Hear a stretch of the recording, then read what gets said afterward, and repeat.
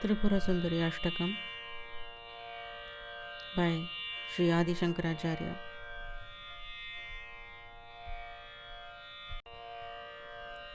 The feminine noun Tripura Sundari means beauty, par excellence in the triad Tripura. The word Tripura can be interpreted in several ways. First, the Kalika Puranam states that by the will of the Pradhana, that is the first principle, the body of Shiva became triple. The upper part became Brahma, the middle Vishnu, and the lower Rudra. As these three Puras or bodies are in him, Shiva is called Tripura and his spouse is Tripura.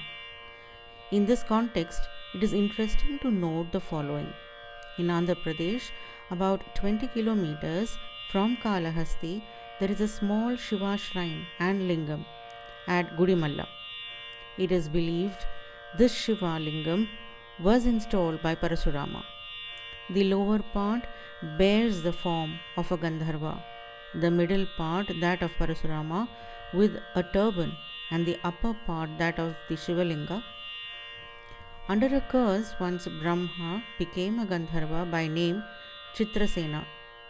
Therefore, the lower part could be Brahma and the middle one Vishnu, since Parashurama is an avataram of Vishnu. Tripura has another meaning. The Devi's mantra consists of 3 syllables.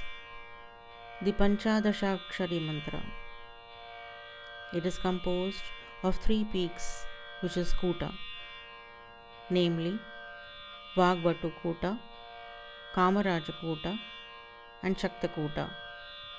The nadis where she resides are 3: Sushumna, Pingala, and Ida.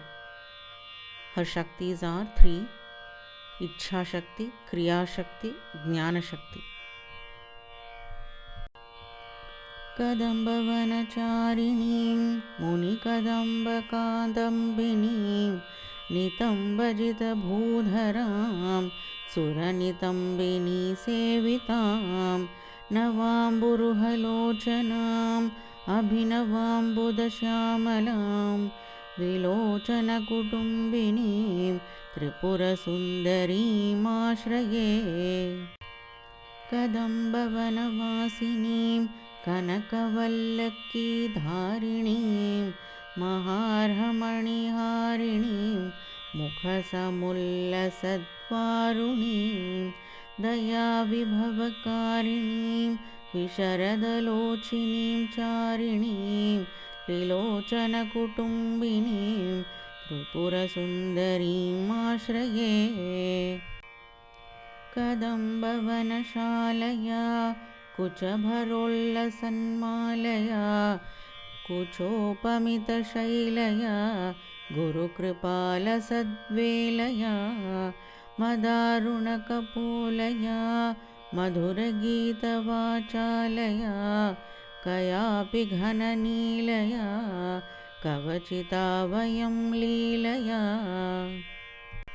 Kadambavana-madhyagām Kanakamandalopasthithām Shadamburuhavasinīm Satata-siddha-saudāminīm Bidambita-japaruchīm Vikacha-chandrachūdāmanīm Trilochana-kutumbinīm Tripura-sundarím āśraye.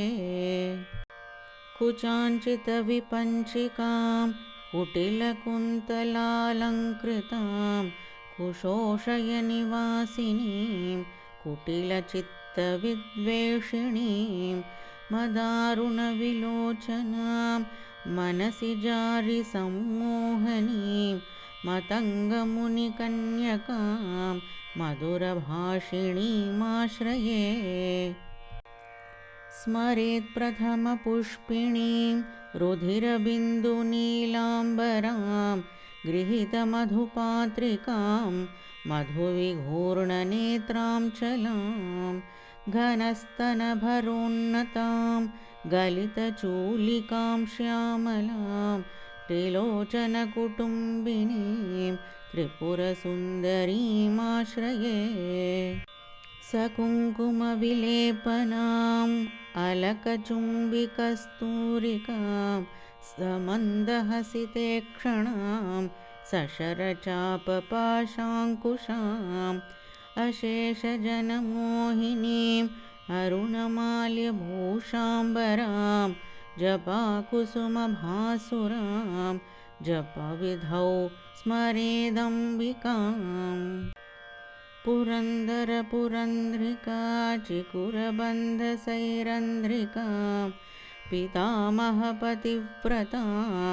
पटुपटीरचर्चारतां मुकुन्दरमणीं मणीलसदलङ्क्रियाकारिणीं भजामि भुवनाम्बिकां सुखधूटिकाचेटिकाम्।